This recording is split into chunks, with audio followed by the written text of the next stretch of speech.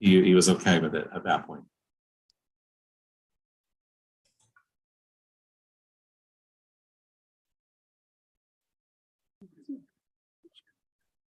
Joe. Did we lose Joe? Oh, he's coming back. Sorry about that. My computer just like kicked me off. Okay. So are there any questions about this RME or comments about this RME? No question. I think I'd also, then in that case, I'd like, if it's okay, I'd like to call the question on it. All those in favor? Opposed? Abstention? Okay, so then I'd like to move to the undergraduate certificate in conservation law enforcement. This is a proposed certificate that would be 42 credits. It would be housed in the School of Forestry and Agriculture, although involving coursework all out also by the School of Public Safety, by folks in the criminology program there. It involves a more coursework than a degree granting program usually entails. And there was a lengthy discussion in committee about what exactly is a certificate. We're seeing more and more of these. Would there be a wisdom in providing a university-based definition of these? In other words, something that would eventually go in the undergraduate catalog.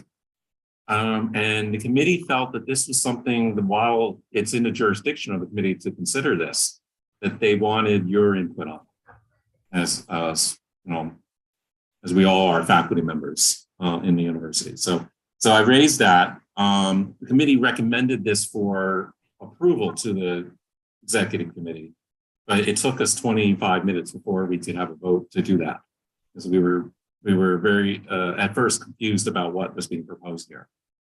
So I open it up to comments or questions. I could just have one question. It sounds like a wonderful thing for rangers defending our forests and other natural places. And how do you actually do something when somebody's polluting or doing something bad? And it's what are the appropriate tools and so on. I could just imagine that as one possible wonderful benefit of this program. My question is just that, is this something where somebody may come to SIU just to complete that certificate, which maybe that would be great, and then go forward in a career? Or is it because of kind of how it's prefaced, maybe somebody's completing a major in forestry, but also in addition wants like this designation or a certificate as a companion to their degree? That's really the nub of the question. One of the things that's the nub of our discussion we were discussing, because we've seen over the last couple of years, Bethany was a co-chair with me a couple of years ago, was when I think this really was starting to happen on campus about two or so years ago. Various programs, particularly in STEM and industry related fields, we're starting to create certificates that would be aimed at people in already working in that industry. They would come back to get basically a certificate from the university. They already have a Bachelor of Science or Bachelor of Arts. They're simply enrolling to get this degree, this extra thing, which often then leads to them getting a salary boost in their current employment. So that's generally. And when we asked the registrar and the associate provost this, that was what their understanding of what certificates usually were these days. But you're right. There's two parts of this which are problematic in some ways, or perhaps maybe problematic is too strong a word, but are lead to a question being asked. One, it could also very well be a pipeline for students already produced, getting one or more of these majors to add a couple extra courses and then be eligible for a certificate. Two, there is no real indication in the proposal that there would be online course delivery in all cases. And for a certificate aimed at people who are not otherwise students here to be marketable, I would think would have to be delivered on an online. It's just from a functional point of view. So that raises another question. You, Tim. Okay. I think the idea of this kind of interdisciplinary programs obviously should be encouraged and we should support it. I just need two clarification. I know Dr. Mike Eccles is not here. I know that both colleges seems to be supportive of this. So I'm just curious on first, 42 credit for certificate. Okay, did you guys talk about is this too much or pretty much standard? We did. That is also the nub of the questions we were asking. Again, using this is why we want to bring this to everyone. But the concern that we had, profound concern we had on committee, was 42 credits is often more than a major. So this is considerable coursework to get a certificate. And we wanted some guidance as a committee, because we're seeing more and more of these days. Should there be a university-wide sense of this, of what a certificate is? Is it more than a major? Is it less than a major?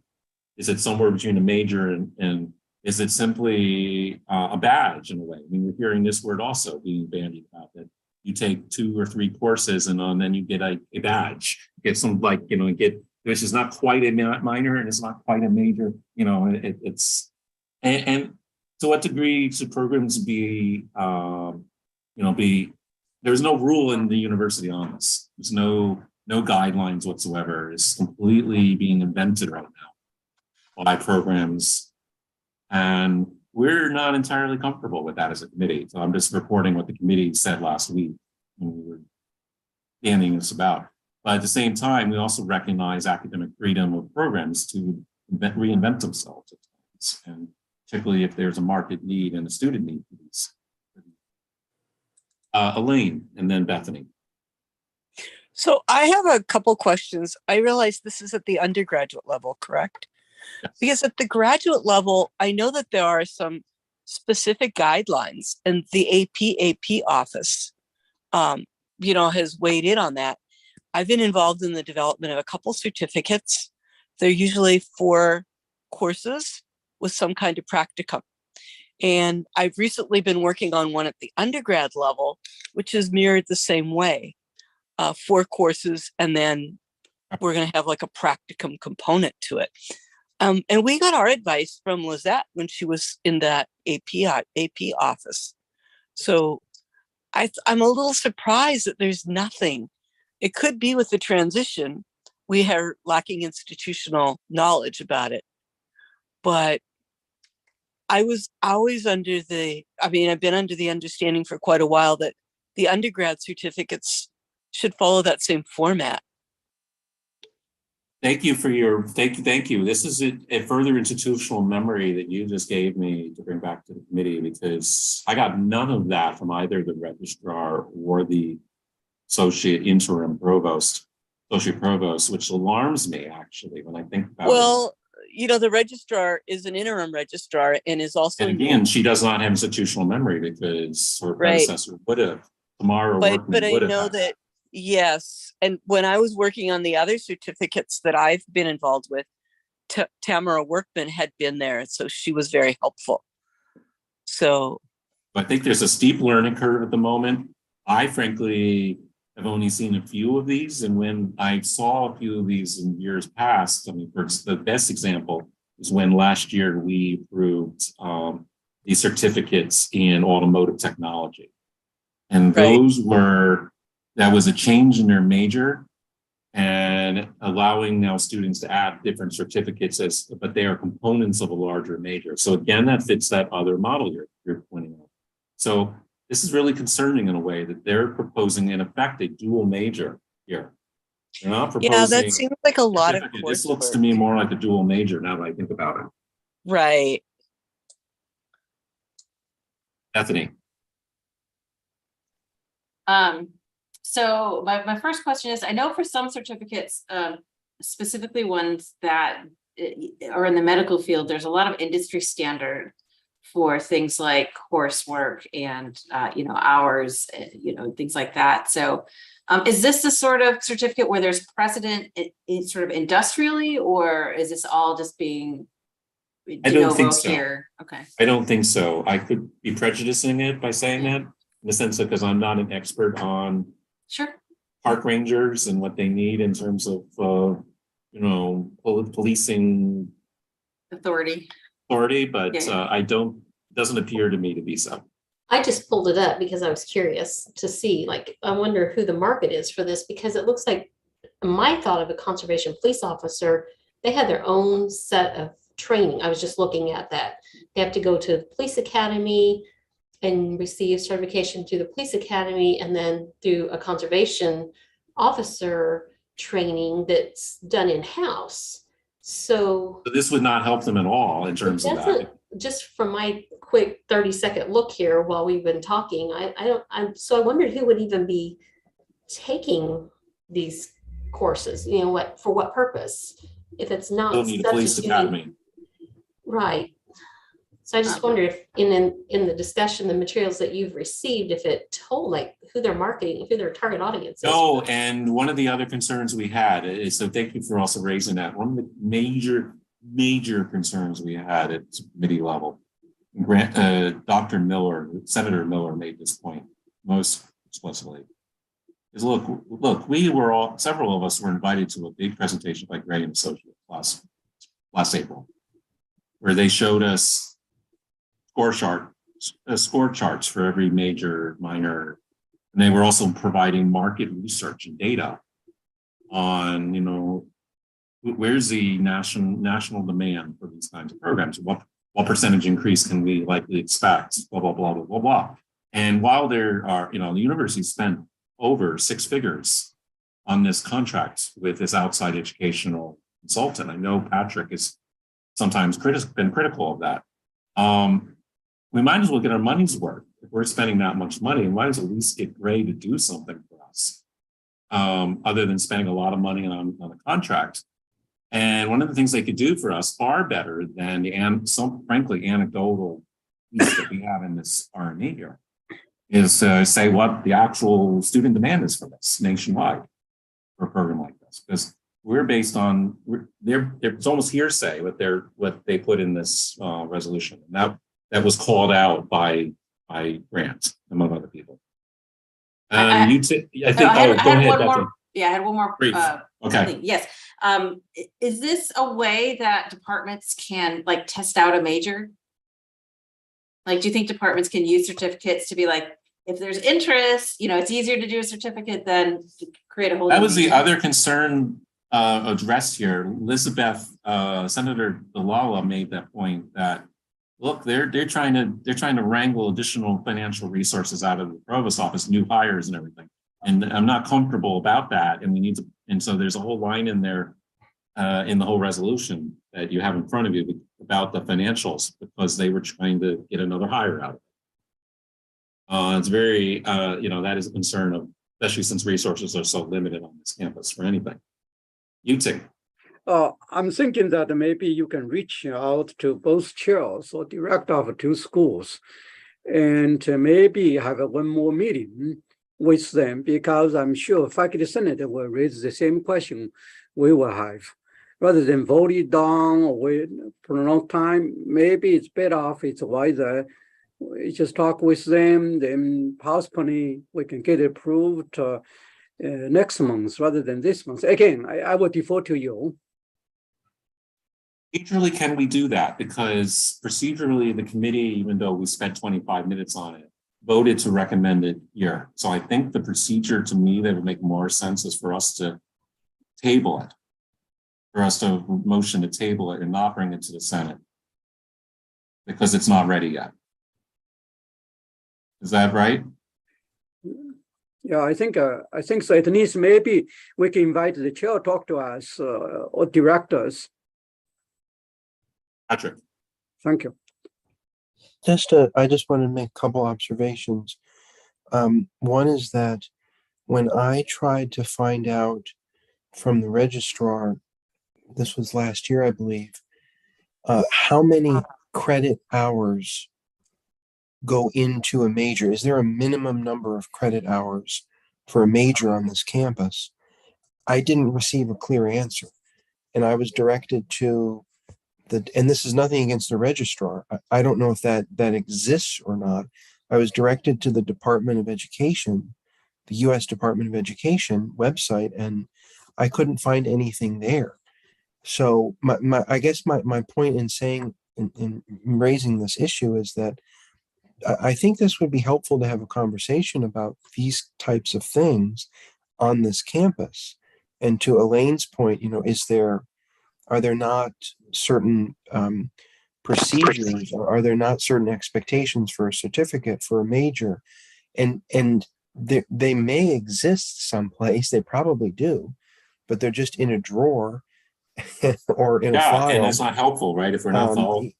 And then just one other thing about, I'm not concerned, but with the motion to table, my only sort of issue would be of course, last year we had a problem with the UEPC voting to forward something, and then it wasn't forwarded to the Senate. I think if the committee felt, Joe, and again, correct me if I'm wrong, that they wanted you to present this to the executive committee, in the executive committee to vote on whether to forward it to the Senate or not. I think we should follow that, follow that procedure, as opposed to just tabling it. To be honest with you, why not let the Senate hear all of this? Why not let the Senate say, And the Senate 42 hours? The Senate can vote it down. That's a heck of a lot. So that would be my suggestion. To just, we might have these reservations, but let's let the Senate know and talk about it in a full session. So thank you. Elaine? Yes, to the point about the guidelines being in a drawer somewhere. I do remember working with both Lizette and Jim Allen, and there were guidelines set forward by the Illinois Board of Higher Education, right. ISB. And so there is like a handbook, like a manual with all of in it. Mm. And so my educated guess is that Dr. Yupa, who's in that position now, may not be familiar with them.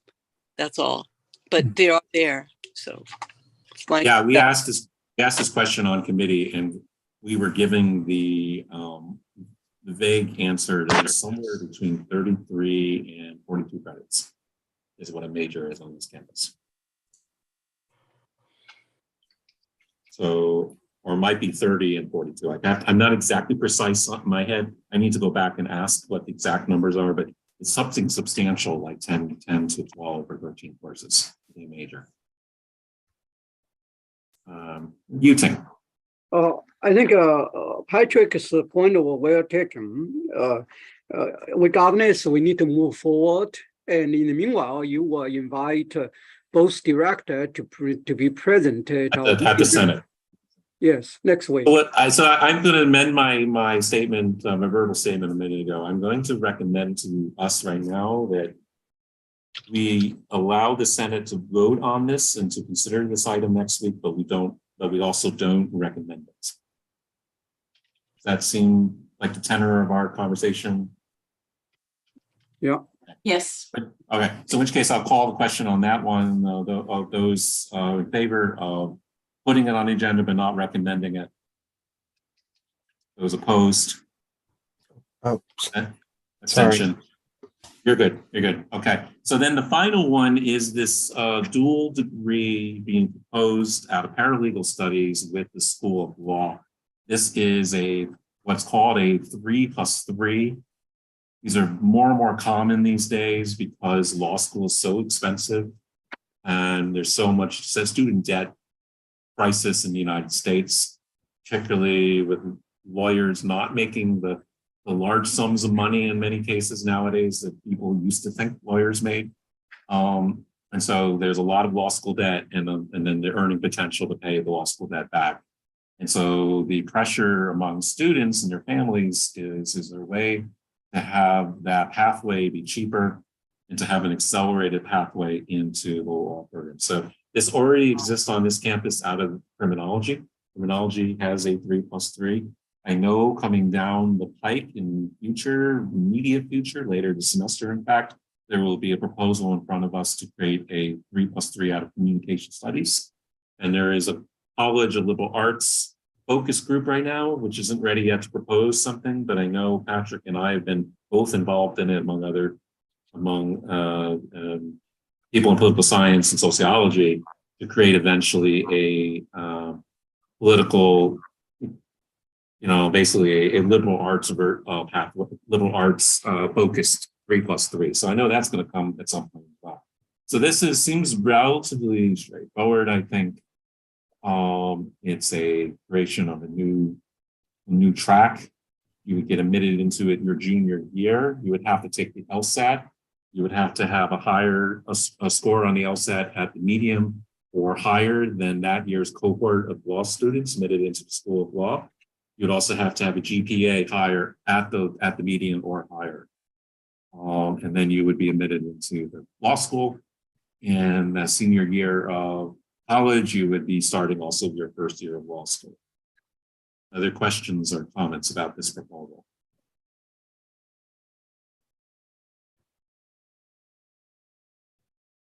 Okay, I think I'll call the question. Everybody's nodding their heads with it. So all those in favor? Opposed? Abstentions? Thank you, Ting. Okay, thank you so much for your hard, good work, Joe. Okay. If no more question for Joe, so we're going to move to, obviously Mike is not here. We're going to skip the budget committee and committee on committee. We have both co-chairs, Inan Jokovsky and Sung-Hee Lee.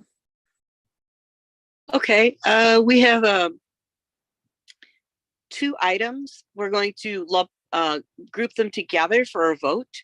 The first one is that we propose Arish Komi be the co-chair for the Faculty Welfare Committee. And he has graciously accepted.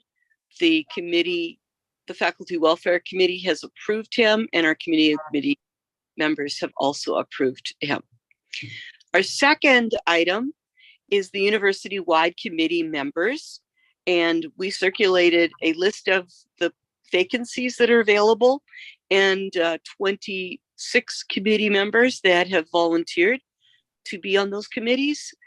And we also included a list of the specific committees with vacancies and a brief description of what those committees do for your perusal. So we like to recommend that all of these committee members be approved and up for faculty senate vote next week. So anyone second? You have a motion, right? Yes, I move that the executive committee approve the approval of Arish Komi as the co-chair for the Faculty Welfare Committee, and that our slate of committee volunteers for university-wide committees be approved. Anyone second? Second. Okay, so we're going to vote. So all in favor, so raise up hands. Okay, good. So two items approved. Thank you. Thank you, Dr. Lee. Okay. So the next one is the governance committee. We have a co-chairs, Patrick, Mike Ross, and Carly Maxon.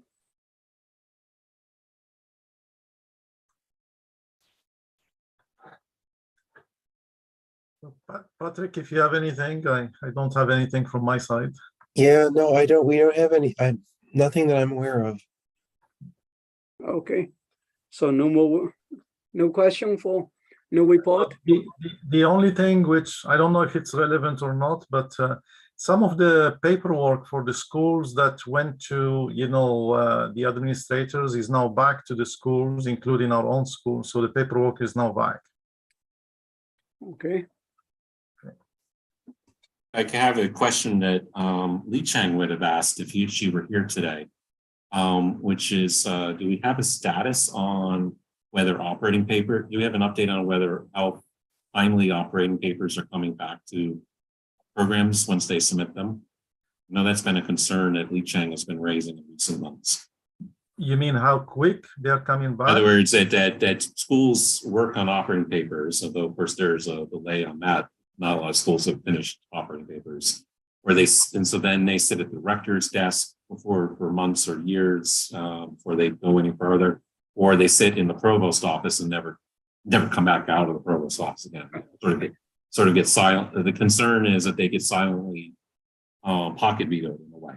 Yes. So is there any update on that? Yeah, if there is any specific concern, so maybe it's easy to address it, case by case, then we can talk to Mark, about it and get it moved. Yeah, I haven't heard anything, Joe, so I'm definitely out of the loop. Whoever No, is- I'm raising it because Li Cheng would have probably asked it. She would have been. Okay, The only thing I know so far is that they have sent all the paperwork back to the schools, and the schools, they have, to first approve whatever they want to do, then they can send it back now for approval. okay, thank you. If no more question, no more comments. No, I have one other. I'm sorry to take time on this. Something to raise is an FYI actually to raise to the governance committee to possibly look into. We are hearing in Patrick, you and I are in our college that the dean is asking schools to only have a single director of undergraduate studies and a single director of graduate studies. And this is causing some concern in multi-program schools, considering that this is an impingement on, considered to be an impingement on academic freedom in that school and curricular matters, which of course should be always have been promised to be remaining in the school. Now I raise this because this is out of my own school, in fact, School of History and Philosophy, that the way we have worked so far since reorganization is that each program has a director of graduate studies and a director of undergraduate studies. And our new dean is basically issuing a fiat across the college that next year there will only be one undergraduate director and one graduate director for the entire school. And possibly we could use the Senate to kind of inquire more about why that is and to push back even against that, because that is certainly seems to my colleagues in philosophy to be an impingement on that.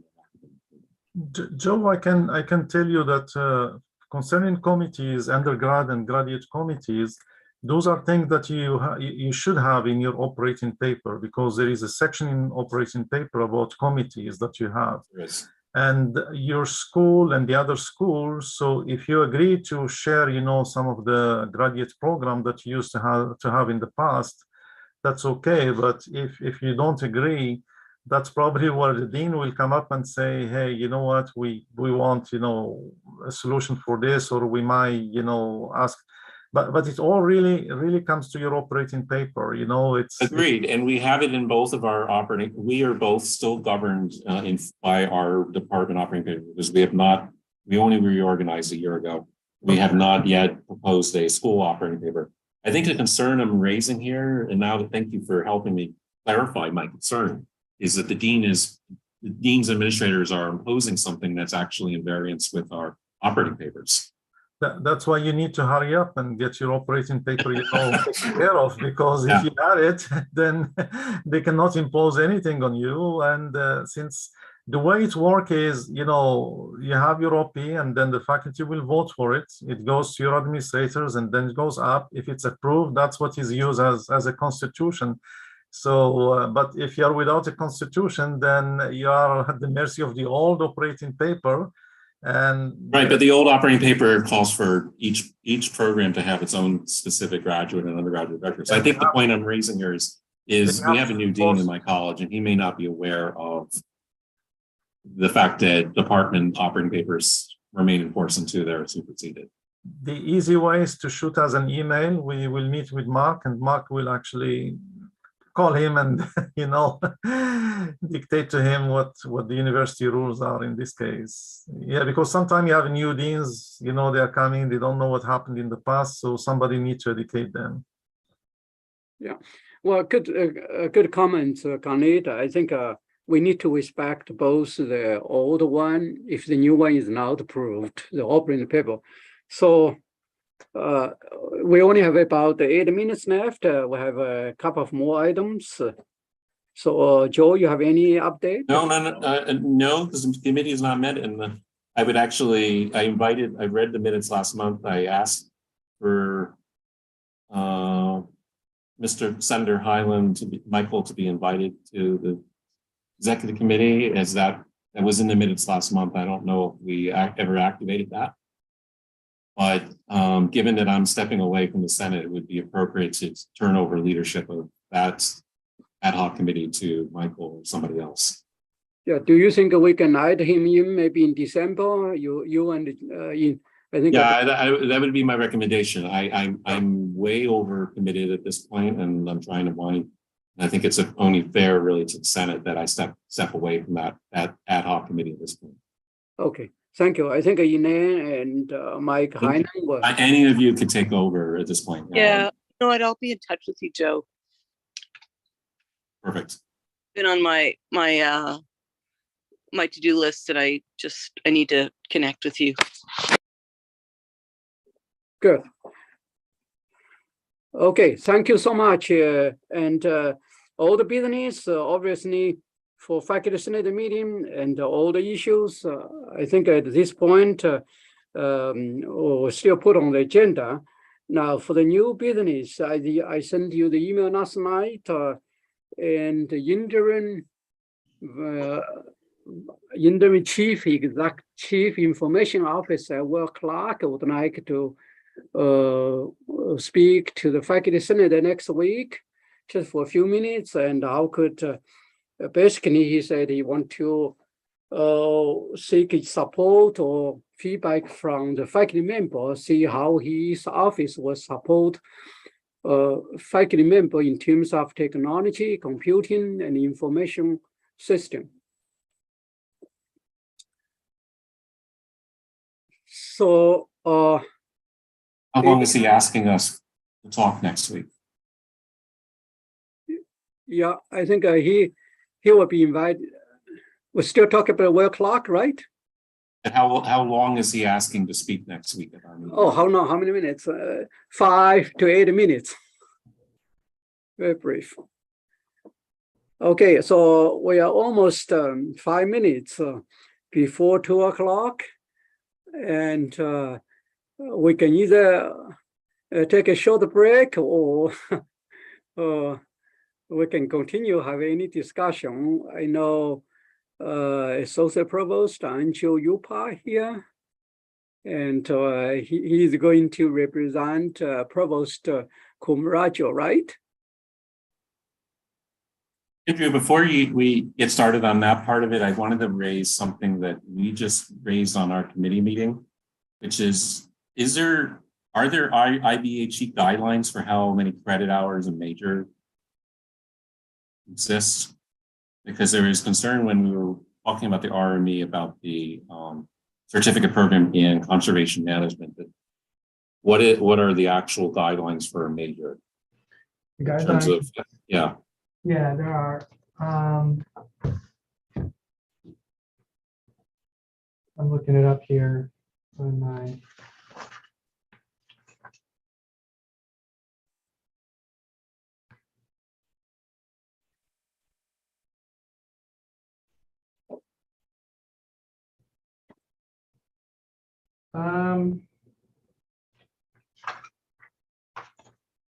Here, I'll just read this.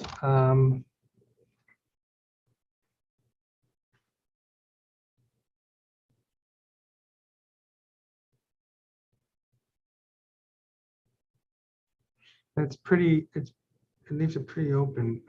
So it says a bachelor degree requires at least 120 semester credit hours or 180 quarter credit hours and at least 40 semester credit hours in upper division courses.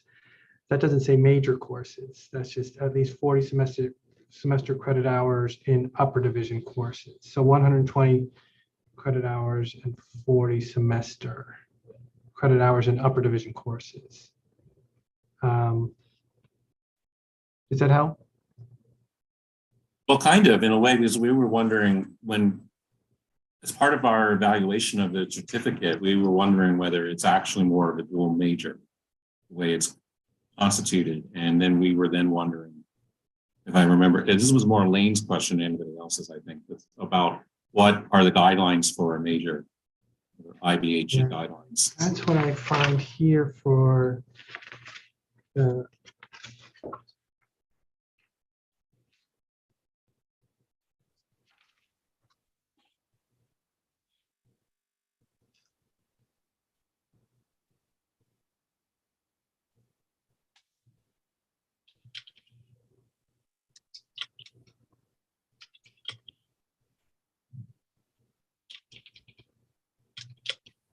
I can look into this a little more and try to find something more specific. But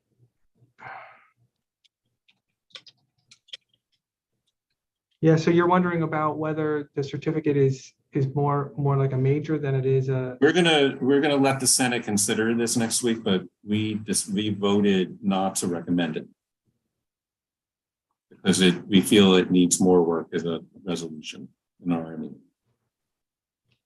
And one of the concerns we have, I think, I'm again speaking for the whole committee here, is that we would like the definition of what a major is, or guidelines about what a major is, because this is an awful lot. This is considerable amount of coursework for a certificate. I mean, the definition of a certificate here, it says a certificate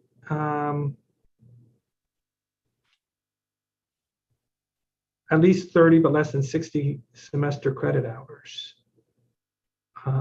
Between 30 and 60 semester credit hours. That holds for a certificate.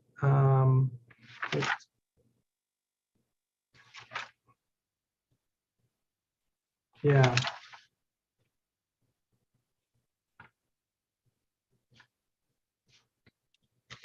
But I can try to get this more nailed down.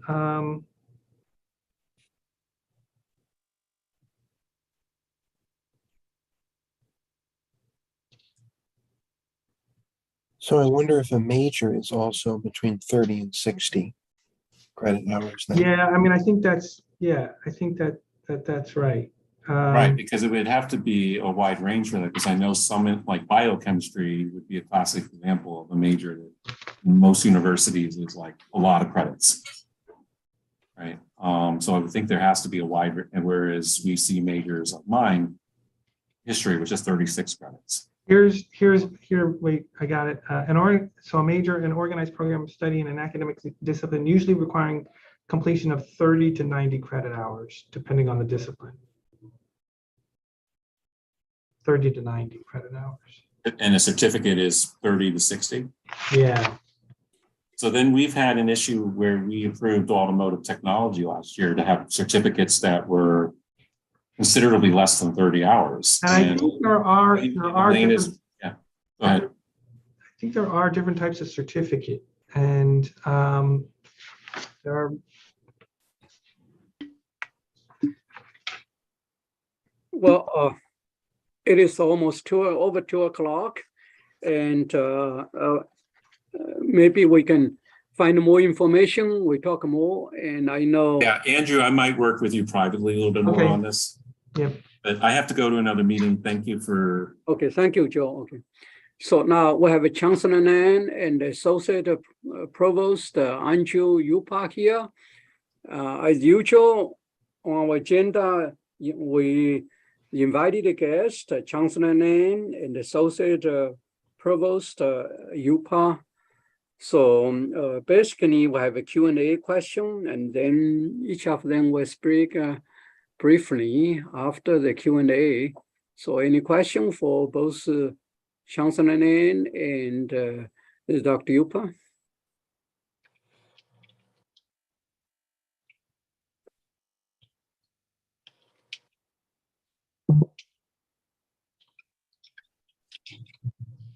Well, I'm going to ask the first question first. Okay, I know Joe cannot be here. He has another meeting. So Joe, about, again, he talked about enrollment. Okay. So our enrollment overall is almost 1% off than usual. So maybe that's his question. And given that he's not here, I ask this question to both of you. Okay. Maybe either Chancellor Nan or Dr. Yupak or. Yeah, I can answer that. To be honest with you, we're on the fall 2023. We've got fall 2022 in the books. And I know that may sound a little fast, but we're on to the next year because it's funny, I was just with about 30 students from Benton High School about 20 minutes ago. We're going to post it on Twitter. But these are students that are here today with the world languages. If you notice, we've got a lot of students here on campus that are here enjoying themselves, but we're also trying to recruit them. So, you know, we always think in terms of what's next. So for us, you know, obviously we want to be at about 11,667 is really what we're coming in at. What I think is helpful to the group. And first, let me say hello to everybody too, by the way. I hate just jumping right in. So I hope everybody's doing well. I apologize. I'm moving too fast. Hope you're doing well. It's good to see you. I apologize. I hear the question. I just say, oh, let me jump right in. But I really apologize for that. Hope you're doing well. I know we're getting towards midterms. I know it's a short but long semester. One thing that we're doing that I think you all want to make sure you attend on November 2nd, we're having our retention enrollment meeting. You remember the retreat that we had last year with all the deans and enrollment management? Well, this is a follow-up to that meeting as we set the new enrollment targets. And I know Joe will want to know about that. In that meeting, we'll have deans who will be sharing with us each of their individual targets that they're setting in enrollment in their area, both undergrad and graduate. So you'll be able to hear from them firsthand on what they think they're going to increase to in their respective schools or respective areas. And then we'll set the overall target for fall of 2023 in that meeting. And right now with what they've turned in, we saw it this morning at Cabinet, we're looking to be closer to 12,000 by the fall of 2023 in terms of the overall number. But you'll get to find out or hear about numbers for new students, transfer students, big emphasis if you talk to Dr. Setsoulis on international and graduate. Those applications are way up right now because of some tweaks we've made. And I know I'm missing a category. Oh, and continuing with retention. So that meeting is open. You don't need an invite. It's November 2nd. It won't be all day like it was last year. It will be more like 8 to maybe 1 o'clock. But that information, again, we can give you that information. Wendell Williams, along with Mira, will be in there as well. Andrew, I'm sure you're going to be there or you're going to hear about it. But it's a meeting that will help us set the fall of 2023 in terms of some of the targets we want to hit. We ended about 11,001. It's about a 1% drop for us, a 7% increase on freshman students. So that was very refreshing to see that number climb to 7% over what we did. That's over 1,500 freshmen. That's probably the largest number we've had here in a while, but want to build on both of those numbers, but you'll see us target transfer students, international students, and graduate programs will be the next target for us. So on all fronts, feeling pretty good, but it's really early. As you know, we're several months away from the fall of 2023 and when it begins. But retention was the question that came up last time from Joe, and I think part of our challenge was to go back and find out where we were losing students. And so we've identified some of those key areas. Just this past week, we've got some attendance data that's out there in terms of the number of students in our freshman class who've been missing class. which seem to be a hot spot for students who don't make it from fall to spring. So we've got some attention put on those students in exploratory studies and some of our other programs, but we'll continue to be looking at those retention efforts too. I think, Carly, there's a question there, Dr. Lee. Right. Yeah. Next question from Dr. Khalid Maxon. Yes, hi, Chancellor Lane. You talked about international students. Can you please share with us what did change in the university and how are we going to try to recruit more at the undergraduate level, but also at the graduate level? Because those are two different strategies.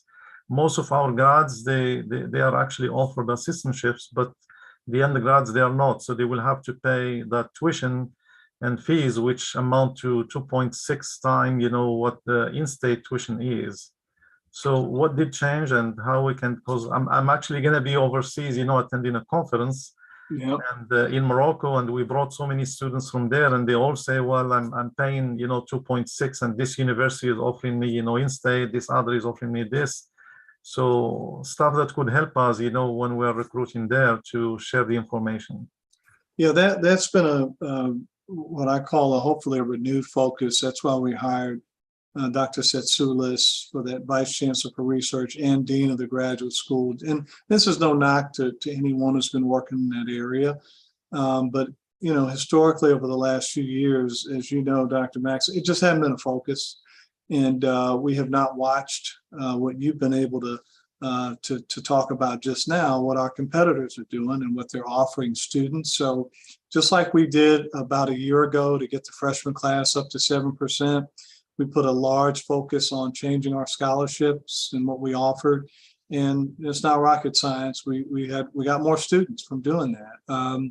There's schools like Western Illinois and few other schools in the state that have adjusted a little bit before us for the graduate students, and you're seeing their numbers go up pretty significantly. Even schools like the University of Illinois Springfield, it's gone up. Some of the offerings have attracted more international students. So we're going to be doing the same thing now. We were talking this morning with Costas, and he's got some great ideas about how we can leverage some of the things that we have and we can offer that we just haven't been doing. The other piece of that, unfortunately, this is going to hurt to hear. We have some processing issues inside of the department. And, I think if you talk with Karen and some others, Karen's doing a great job. She just got over there in an interim capacity, but, I think she'll tell you as well, there are just some things in there we need to tweak to make sure that students get some responses. Right now, students actually who were waiting to be admitted had to call in every day to find out their status. Nobody does that anymore. Students can usually check that through their portal and get the information and get everything processed. So there's some business process things that we're changing that we think is going to yield a better rate for undergrad and graduate students. But it's a little, it's going to be a lot of work ahead of us in that area to change and do some things to keep up with our competitors, which I think is what you're suggesting.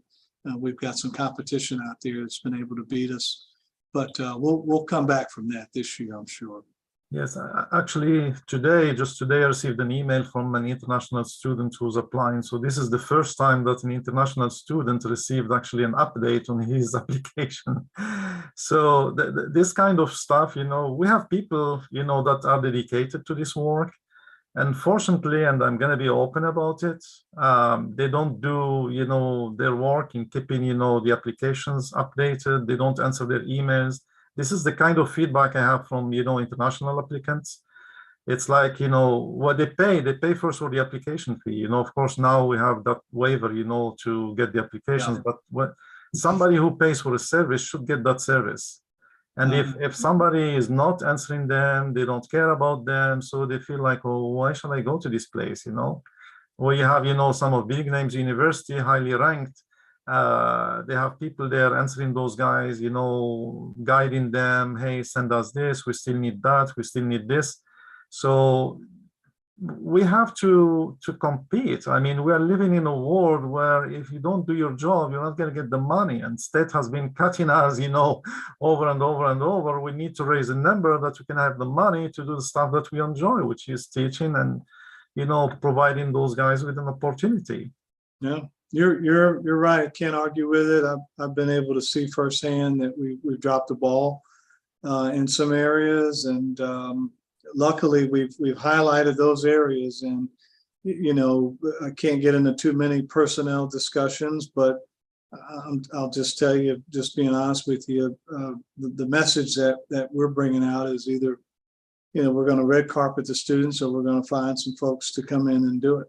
And maybe the job isn't for you. And we've had some real strong discussions as we make some of these changes in some of these offices. And it's not just, I don't want to put it all on the graduate school area. We've got some other areas we've had to separate and move on from some folks, and give them different opportunities that, because the job just wasn't getting done. So on the administrative side of the house, that's alive and well. The more new people we get into, I think they're able to come in with fresh eyes and really highlight areas that will help us get better. Yes, if I made just one suggestion, because I was actually in a meeting with Sam from 11 to 12 today at the international office there. If there could be more coordination between the VCR, grad school, and Sam. He's an excellent guy, and I really have seen a lot of things, moving forward. And I really strongly suggest, that triangle to be, more active. This way things can move faster, with visas and applications and everything. I tell you what, that is actually happening right now. I'm glad you mentioned that with Costas and Sam and with Wendell. And I've kind of forced those three to work together hand in hand for that reason, as we change. But you're right. I mean, it's just been disjointed in the past. They haven't worked together with other leaders that were in there. And, luckily, like with Costas, I think you'll find that when you talk to him, he's not afraid to speak up on things that aren't working, that he's probably seen work at other places, like when he was at UNT and some of the other schools he's been. So that's refreshing. I know sometimes I always tell people, don't get your feelings hurt. It's just sometimes when folks come in from the outside, they can help us see what's wrong and fix it. So we do have a lot of that partnership that's occurring to get better. And each of them have targets that they had to set and goals that we expect to see and accomplish. So, we are going to be assessing that. I see Dr. Lee knows about that. We're going to be looking to see, did we do better or not? And if not, we'll have those discussions. So definitely going to work through that. Well, it's excellent. I'm a geneticist, and I believe in genetic diversity. New blood is always good. Oh, that's good. Well, thank you, Senator Maxim, for your comments and question. Any other questions? Yeah, yes, Senator Sung-Hee. Hi, Chancellor Lane. From this semester, all faculty are required to submit the timesheet. So I submitted every submit time. Just I'm curious if all SIU faculty have submitted the timesheet so far, and if you have had chance to look at the average hours faculty submitted, and if you have any plans to use the timesheet more effectively. Just I'm kind of curious. Yeah, Andrew, I don't know if you guys have an update there. I know Mark has been working through that. I'm gonna out myself. I was talking to Senator Belt the other day. I was talking to Speaker Welch, who was here on our campus, and we get a chance to have kind of some sidebar discussions, after we take care of business. And I was pretty blunt in sharing with them that I thought that was, honestly, for faculty, I thought it was ridiculous that we would be trying to track or have faculty do timesheets. And anywhere I've worked, we've never done that before, ever. So, I mean, obviously, you can tell I'm not a big fan of it, because I really don't know how you would do that still today. And so it's probably my fault because, Dr. Lee, just being honest with you, I've not had that on my list of things to do or even monitor. And I said at one of these meetings before that, we're not going to hit anybody over the head if they're not doing it. The timing on it was bad. It's the beginning of the semester. We're bringing this piece in. It was not us. It's just something that no schools, I think, across the state, Andrew, were even complying with. But that was always one of those items that would get brought up during these legislative sessions. And so we kind of got stuck with, hey, you need to do it or else. And that's kind of where we are, right? I think we're all sifting through it. When I meet with presidents and chancellors, honestly, they're in the same boat I am. They don't really, luckily, right? They don't think it's something that we need to be shoving down the throats of our faculty. So, I think unless they come in and the governor or somebody sends me a note and says, you better do this by next week, I think we're just trying to ride some of this out. But Andrew, I don't know how it's going in your world there in academic affairs, but I don't know if that's you or Mark that usually works through some of that. I don't know if you have any comments there. No, I don't. They don't come through my office. That would be Mark, but yeah. That's what. So I will, but out of respect for your question, I'll send a note to Mark, and I'll send this back through the group here to give you kind of an overall status update if you want that, and you can see kind of where we are with compliance. And I'm more interested in what are we doing with it after that? I'm really not sure what we're supposed to do with the time sheets. That's what I want to know. But great to know. I can tell you, I'm not looking at them. if you want to know that, I've not looked at them one time, nor have I requested to see a timesheet of anybody. Barely even the staff that are here. So yeah, and I know that sounds bad coming from the chancellor. So I need to probably clean some of that up. But it just hadn't been on our list of things to enforce, and we know we have to do it. Okay. Thank you, Chancellor. That's all I want to know, how you think about the time step. Enough information. Yeah. Sure. Thank you very much for your questions, Senator Cynthia Lee. Any more questions before we invite Chancellor Nan and the Associate Provost to offer some remarks? Okay, Senator Patrick, Mike Roth. Yes, I just have a quick comment for Andrew. And this just has to do with some of the Form 90 and Form 90As. I'm sorry to bring it up, Andrew. I would just say that I found it a little bit confusing, the process, and I know that some of my faculty members in COLA, we were talking about this at an undergraduate studies meeting, and which form applies in which circumstance, and when to use an RME, when the Form 90 graduates into an RME. And what the difference is between the 90 and the 90A. Now, theoretically, it's quite clear because you look on one of the forms and it says, well, these are the reasons to use the Form 90. But then the reasoning also seems somewhat circular, because if you're on the Form 90A and you think that's where you should be, it oftentimes points you back to the Form 90, and then the Form 90 directs you back to the Form 90A. So it's just, I felt like I was going in circles, and it's certainly not your fault. I'm just bringing this up because I was wondering if perhaps there could be maybe issuing from your office, because just what you need, another thing to do, but maybe at some point there could be some sort of guidelines, something that's just a little bit more streamlined that could be disseminated to directors and people, undergraduate studies coordinators, those individuals who are filling out those forms, because I do think it is quite confusing. It's and I think there's just there's like an accretion of bureaucratic forms that has taken place over the years.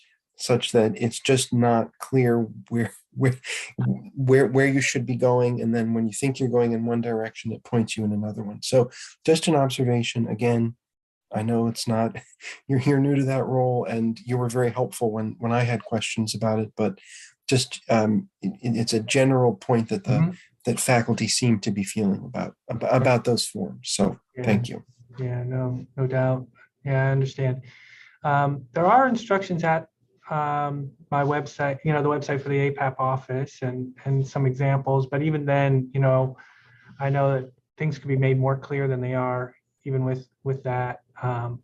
So that's a good suggestion. I'll definitely see if we can get some more guidance for these forms. Yeah, there's a lot of changes that take place, and it's difficult for when people find these forms confusing to get these changes made. Yeah, thank you for that. Okay, thank you very much for your question, Senator Patrick. Mike Ross, thank you for your response, Dr. Anjo Yupa. Now, I would like to invite Chancellor Nan and Associate Provost Yupa to offer some remarks or comments. Yeah, I again just welcoming everybody. Not that you've been anywhere, but so it's not a welcome back. It's really hope everything is working out. It's already October, hard to believe. I was talking to our new faculty who we just hired in August. Myself and Dr. Lee were there yesterday and couldn't believe it was already October. And just so you know, part of one of my goals was to make sure that I meet all new faculty and all new staff. So this is part of my unit effectiveness plan, is getting to know our new faculty and making sure that I talk a little bit about the strategic plan and what we want to accomplish and things that would have an impact on faculty, because we want to retain the faculty we spent so much time trying to get here. And so some of the new folks were here yesterday, had a good crowd, good turnout. We introduced them to Dr. Lee. We also introduced them to Dr. Kibbe, the faculty ombudsperson, just so they knew about that resource. We had Mark Morris come in and talk a little bit there as well about some of the representation or constituency groups that are there to support faculty. Gave a really good overview of kind of where we've come from, but the overall message was talent retention. And how do we make sure now that we have new faculty here, how do we keep faculty here? I will segue that into talking about the budget a little bit, not too much, but we had our budget approved at the last board meeting, which was refreshing there. We ended up with about 101 million in state appropriations. So that was a good sign because that has increased from 98 million, 97 million. So that was pretty promising. We're still not back to where some of you have been here for a long time. You probably remember the good old days of being close to 131 million. We're not quite there, but we are heading in the right direction, trying to get that going. Our tuition revenue held nicely for us to end the fiscal year, and obviously to project what we're looking at this year and to keep that 11,000 number. When we budget, we're budgeting for no less than about 11,000 students. So, if we go south of that, we've got some adjustments to make, but we didn't. So that helped us. Board also approved a 2% raise across the board. For us, that would be year 2 in doing that, and we know that's not enough. And we know in order to retain talent or to get some folks adjusted inside who are here now, we're going to have to do more. So that's why I'm always preaching the enrollment and tuition revenues. If they can stay that way, along with the state appropriations, it will allow us to do more. I did talk with the board a little bit about obviously for next year. We'd like to get a little more creative with doing not only hopefully another 2% increase, but also start to think about a merit pool in all areas. So to bring that back for faculty and give the deans the ability to give to give our faculty some merit increases based on some scales that we agree on. So I'm going to need your help here, Dr. Lee and others, probably through the Budget Finance Planning Committee, get some thoughts about what model we want to set up for merit pools so that it's consistent and that people get a chance to kind of weigh in before we just say, here's how we distribute merit. But that would be my goal going into the next fiscal year. We also are working on a plan to reduce about a $12 million. It's been hanging out there for years, but about $12 million. So we're probably going to tap into some of our contractual services that are sitting at about 73 million and try to reduce that number down by 12. There's some things that we bought that, quite frankly, we don't need anymore. We've just had it around because it's been around, and there's some efficiencies that we can take in cutting that. So I'm really looking forward to that. We are going to have to do some work for faculty this fall as it relates to some internal equity. And I know we have pockets of internal equity where we have folks who may be in the same discipline, started the same year, or one person started a few years after them that's making more than them. And same way we had the problem in A&P and Civil, we know we have that problem within the faculty ranks. I really want to tackle that this fall. And I know the fall is moving fast, but we need to get a handle on it. I think that will slow down folks who may be considering other places in the spring. So I'm trying to beat the flight that usually happens in the spring when folks are thinking of maybe other opportunities. We don't want them to leave us. So I know that's going to be a big piece that we're going to be working on going forward. We are hiring a new CFO. You probably saw the announcement. Susan Simmers is coming to us. She has several years, probably close to 30 years of experience. I really was searching hard for a strong and stable CFO, because as we make some of these adjustments in salaries and look to merit pools and budget planning, we've been pretty weak in some of those areas. We've had some great internal folks that have helped us out, but we really needed to bring in some folks who had some real experience there. And I think we found her.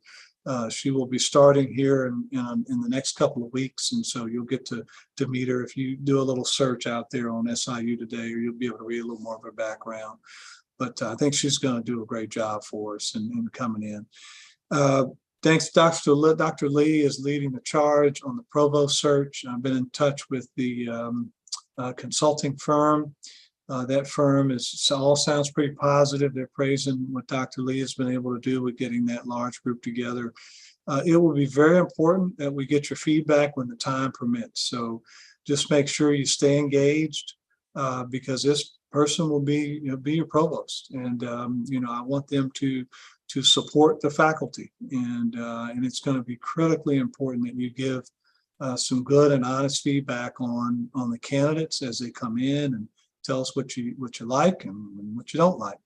And I'm going to read all of it. I'm going to read your comments. I'm going to read your ratings, all that. I'm going to read it, and most likely, based on what I can share, probably will come back into this meeting with this smaller group and give a little more sneak peek in terms of where we are with that. So I just want to make sure people stay engaged there. Another area that I think we really need some work on is HR. HR has been more of again, this is no knock to anybody inside. Everybody's working really hard. But our business processes are not where they need to be with an institution our size. We're more of a mom and pop processing HR shop, and we got to get away from that. I'm looking for someone to really enhance us with employee relations, with our business processes, with how we hire, how we retain talent, how we recruit for talent. So that area, you'll have to be a little patient there. We'll probably be going through some growing pains as we look to find the next leader of that area. But I'm going to be a little more stubborn on who applies and kind of who we select because it has such a far-reaching impact on faculty and staff and now students. I've got my student USG president who's he's got some ideas and things that we probably need to be doing as it relates to student employment. So we've got areas to clean up there, but I think we'll be able to get there. After having said that, we're in October. I did meet yesterday with about 40 University 101 students over in the Life Science 2 building. They gave me some great feedback. They seem to be doing well. They seem to be getting adjusted. But as you know, and I think it's very fitting with Mental Health Month and everything else coming up, they were a little stressed out and worried about midterms. So I didn't have much other than, hey, just hang in there and make sure you study. And I did say they shouldn't be afraid of their faculty member, and that if they had a question, they needed to approach them and ask. But I think for the most part, this is a class that in high school, if you remember, they were juniors when the pandemic hit, and a lot are still trying to adjust, and now they're here at college, and so we're working through that. While I was there presenting, their eyes got this big because they got the text message yesterday about the shelter in place. I don't know if you guys got that same text message, but they read it wrong and they said, "Oh no, they're in the student center." And I said, "Wait a minute, I didn't get that text. What was that?" So I think they were just a little nervous about hearing about the shelter in place. I talked to our chief. We will be sending out information in the next SIU today, more of a safety update. I think it's time to just make sure we got new people here that may not know about all the ways we communicate some of the safety items and concerns. What would we do in a lockdown situation? I think it's good to just remind people, or for some, let them know for the first time, this is what we would do if these kinds of things happen. So you'll see more information about that. And finally, believe it or not, and if you have some objections, let me know now. Speak now, if ever hold your peace. But our Redditus testing group has requested to leave. This was the group that we contracted with to do all of our testing for COVID, and I thought they did a great job, but they're running out of business now with some of the change in the orders from the governor, and they're really asking to be released. And my only deal was, I know our numbers are low, and that's fine, and then you can do home tests, I get all that, but I was asking if they could at least hang on for another month to kind of get us through Thanksgiving, and they haven't answered yet, so I don't know if they're going to be willing to do it. In the contract, it says they can leave, so we don't have a lot of teeth if they decide to pack up next week and go home. But I will tell you, when you look at numbers and now the requirement, even if you're vaccinated, if you're unvaccinated, you used to have to go and test every week. That's no more. So they're not getting anyone to come by, and they're paying folks to be there. So I know there's a financial problem there. But if there are any objections to that, again, let me know, and I can carry that water back to the leaders that are there. On that note, I'll stop there, Dr. Lee, and answer any questions, maybe from some of the updates there.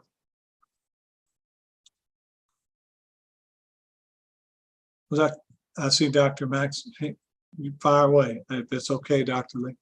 Yes, talking about what happened actually yesterday, and the time of response, I received actually a message from my wife about the incident and the police and everything. It was at 14:22, and in fact, Carbondale Facebook was quicker, so that's how she got it, and then she actually texted me. I received the SIU alert actually at 14:34, so that's more than it's almost 12 minutes. So Yeah. 12 minutes could be very decisive in the way, we deal with incidents like this. So a shooter, from that place to the first place on campus is probably like 2 minutes if he's using a car. Yeah. Can we do something about, that time frame? I'm sure it does need some connections between the Carbondale police and the SIU police there. So Yeah, so that's a great point. What happens, I'm the same way. I always want to know it immediately. What happens in this case, if it's off campus, so this incident was off campus, Carbondale police, they're on it first, and then we're at their mercy to get it. And that's why you see that lag time. So they know with protocol, if they're telling anybody to shelter in place, with a certain amount of miles from the actual incident, they actually have a duty to let us know. I'm not blaming Carbondale, but yeah, could they let us know 5 minutes faster? That's kind of what we beat them up on yesterday is, as soon as you know, and you're telling people to shelter, send it to us. Now, in their defense, and talking with Chief Reno and others, they do a great job, but in their defense, what they're saying sometimes is, we got guns drawn on people. We're stopping, we're not really concerned about sending you an email telling you to tell your people to shelter in place. So I get it. They're in the thick of the battle. So that's why you got that lag time in there. But the good news is they are talking to each other. We've had cases before where we never got an alert. And that's what happened about a year ago, is that we had some things happen pretty close by campus and they never alerted us to it, although they were handling the situation. So I think we at least got over that hurdle where they will share and communicate with us what's going on. Now, if it happened on our campus, then our police would get you something out in a timely warning. They'd have it out lickety split. And I don't know where I got lickety split from. I didn't say lickety split in probably 20 years, but I don't know where that came from. But that's usually what would happen, is we would have it out fast here on campus. And so I'm the same way. I make the mistake. I'll call them up and say, Chief, what is this? I'm looking at the minutes too, right? I'm thinking, hey, I didn't even get the text, which I was also upset about. I thought, well, am I supposed to opt in or something? I didn't even get it. All my students in front of me got it, thank goodness. But I must not be opted in. Or a question for you: did everybody here get that text? I got it. Wow, I didn't even get it. So I must be on the wrong. I don't know. I didn't get it. I guess I'm not opted in or something. I got an email. I didn't get a text. We got an email. I didn't even get an email. I got both, actually, email and text. So Yeah, so I had a pretty lively conversation with our chief yesterday. I thought, well, it would have been nice. So anyway, I was on the minutes too yesterday, looking at time and response. So thank you for that question. Thank you. Any other question for Chancellor Nam before we invite Associate Provost Yupa to talk for a minute? I have one more, since nobody is talking. So Okay. It's actually about, the recreation center. The recreation center is one of the jewels of this university, for me in any case, and I believe for many students. We show them the recreation center. It's great, and we love it. So I've seen actually lately, and it has been almost a year, some of the machines that are there and stuff that we use, it's broken, and it's sitting there. And it's funny, actually, because you have that thing that you scan to send, a message that this is broken. And I've scanned it myself several times, and there is no change. Every time I come there, I hope it's going to be working. It's not working. So that's from one side. The other side, the lockers. Some of the lockers that are actually upstairs, on the runway, they are just locked forever. And, you want to put your cell phone there, and stuff there, and it's just locked. Nobody know why they're locked. If they are not working, somebody need to go around, and repair these things.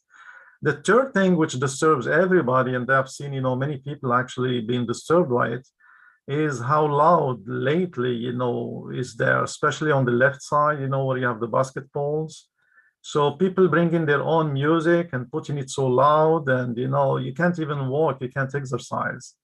I used to meet a lot of SIU retirees there, so I met some of them at Panera, and they told me it's getting too loud.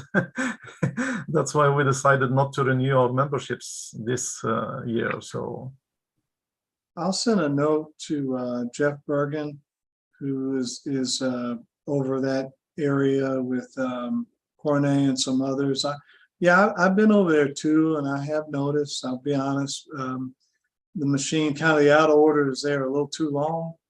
And I've seen that even on my visits. I'll find out what's their rotation, but I'll get Jeff Bergen a note after and find out what's going on with that. That does seem to be a ongoing kind of deal. The music part, I've seen that too as I walk that track every now and then. And I don't think they are allowed to do that. So I will check to see what the rules are with outside music, bring it in. I don't think they're allowed to do that. I hope they're not, because if everybody is bringing their music, that's Yeah. gonna be, you know, a Prohibited. catastrophe. I agree. I'll check and find out. You know, hopefully it was tied to some event maybe that day, but yeah, I wouldn't think that would be allowed. Okay, thank you for your question, Senator Khalid Maxon. Thank you, Chancellor Nan, for your comments and responses. Associate Provost Anju Yupa, you have anything to update before time runs out? They have about a couple of minutes for you. I don't have too much to update. You know, this last week was for this office, one of the busiest weeks of the year with the catalog documents coming in. Yesterday was the deadline. We probably received about 1,000 catalog forms, Form 90s and Form 98s that now we're going to be processing for the next few weeks and putting into the catalog for next year. Thank you all, and thanks everyone for all their work in getting the catalogs documents in. I'm told that we're far ahead where we were last year at this time, with everybody being promptly getting their changes in and submitted. So that's good news. The other thing going on from my office is it's program review season. So we have about a dozen program reviews that are taking place. We had one last week. We have a couple more this week. So, you know, we're having external reviewers come in and do on-site visits, which is pretty close to normal from where we were during COVID in the last couple of years, having external reviewers come in. So that's good. That's been nice. And I want to thank you all here for the work you're doing with the RMEs. You know, these are faculty, a lot of, you know, faculty put a lot of work into these RMEs, and I appreciate you all looking these over carefully. I want to get back to you about this issue about the certificate and the major, and make sure that we're clear about that. I don't think, yeah, I don't want this particular RME to get hung up because of something where it shouldn't be, over something, over the status of what it means to be a certificate or something like that. But I'll be at the meeting next week, and I'll have answers for you about that, so that can hopefully move forward. Yeah, that's all. Thank you. Thank you. Do you have any other general update from the provost office? I don't. Nope. Okay. Well, thank you so much. Any final comments from Chancellor Nan? Otherwise, we need to have a motion. Okay, Senator Patrick McCross, you have a question? Yes, I have a question. I suppose this is maybe for Andrew, but I'm not entirely sure. This came up in an undergraduate studies committee meeting in COLA. And what I was wondering is whether, I guess a lot of my questions today are about, well, a lot of the questions we've had as a group are about institutional data. I was wondering, and I think this also does play a part in retention as well. So my question has to do with when most classes are offered on this campus. I mean, for instance, Monday, so let's just say Monday, Wednesday, Friday from 10 to 10:50. What percentage of classes at SIU are offered during that time frame? And what percentage of classes, and I'm just pulling that, you know, it could be Monday, Wednesday, Friday, 11 to 11:50. Tuesday, Thursday, what percentage of classes are taught from 11 to 12:15? Part of the reason I ask this is because it seems to me that the Tuesday, Thursday timeframe is obviously very popular for faculty members, and I understand that. I mean, it's perfect. When I have a Tuesday, Thursday schedule, it's great. I enjoy it. But I also realize that for many of our students, they need perhaps a greater degree of flexibility in terms of when courses are offered to meet degree requirements. And I have often been surprised when a student will say, I wish that I could take a class Monday, Wednesday, Friday, 8 to 8:50 to satisfy this particular requirement, because the class that I'm trying to take is always offered Tuesday, Thursday, 11 to 12:15 or 3:35 to 4:50. I think that it behooves us as an institution to think about when can we offer classes that are most convenient for our students, not when can we offer classes that are most convenient for faculty schedules. Now, I realize I think there's a happy medium between those two things, but it does seem to me that there is a crunch of offering classes at particular times, and that's leading back to my initial question as to when are courses taught at this university, what percentage of classes are Monday, Wednesday at a specific time, Monday, Wednesday, Friday, because perhaps these courses are being clustered or are aggregating in certain areas, and they're increasing our students' time to degree. And of course, when we increase our students' time to degree, as we all know, they have to take out maybe more loans. They have to, there's a financial hardship that perhaps we are inadvertently imposing upon our students by clustering classes in a certain time frame. So I'm wondering, has this issue been looked into? Do we have institutional data about this?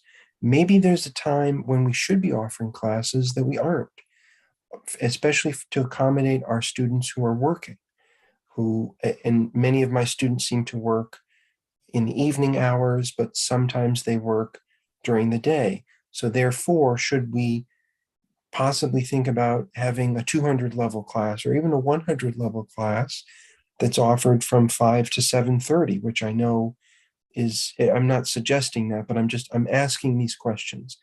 And I do think that they relate to retention. But my broader question is just about the institutional data relating to class times and when they're offered on this campus. Okay, thank you. Yeah, very good question, Patrick. I will ask Johnson Nan. Yeah, that's Patrick, you're on to something. So yes, we in our enrollment management discussions, this has come up several times. And as you mentioned, it's kind of striking that happy medium in there, because I gotta tap my folks down sometimes because they have the data, so they can tell you. Wendell can tell you, well, here's when the students really want to take the class, but here's when the class is being offered, and so the student has to either fit it in or they don't take it, and like you said, it could be a retention issue there. So I think at this next meeting that I talked about on November 2nd, kind of a jiggle jaw dentist, it's like, hey, here's the data, and are there ways that we can work together? We definitely are not going to administratively, we wouldn't dare do this, right? Hey, guess what? We're offering the classes at these times, and faculty, you're going to teach them. We wouldn't dare do that. So, but I think to your point, that data, just being able to see it is going to maybe, get us to think a little different on how we offer it, instead of just kind of rolling that schedule over from one semester to the next without any analysis, which is what we do now. Yes, and I appreciate your solicitude about not wanting to appear to impose anything on faculty. I really do.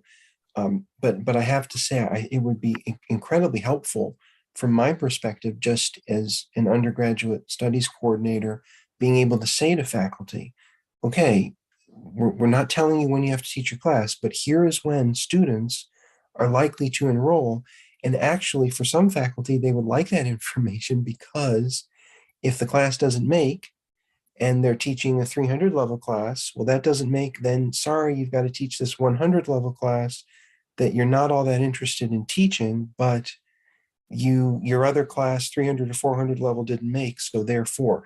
So I appreciate your concern, but I do think if it could be shared with faculty, it would be enormously helpful. I'll get you that report. Thank you very much. Well, thank you so much, Johnson Lan and Associate Provost Yupa. And we only, unless you have other more questions, I'm going to, any more questions? Any other final comments? I have one, but this time is not a question. To say thank you to Chancellor Lane for being very executive. The email was sent to the people to investigate about the recreation center. We'll get a reply. You have this from me now. Okay, good. See you in the rec center. See you then. Thank you. All right, thanks. Actually- Follow up actually- on that other, Patrick. Very good, very good. We have the best rec center I've ever seen. So hopefully we'll enjoy it. Okay, more. Any more question, comments? Before we have a resolution? I'm sorry, before we have a motion, not resolution. So no more question, no more comments. Any motion to join the meeting? Motion to adjourn. Anyone second? Second. Thank you so much. I will see you next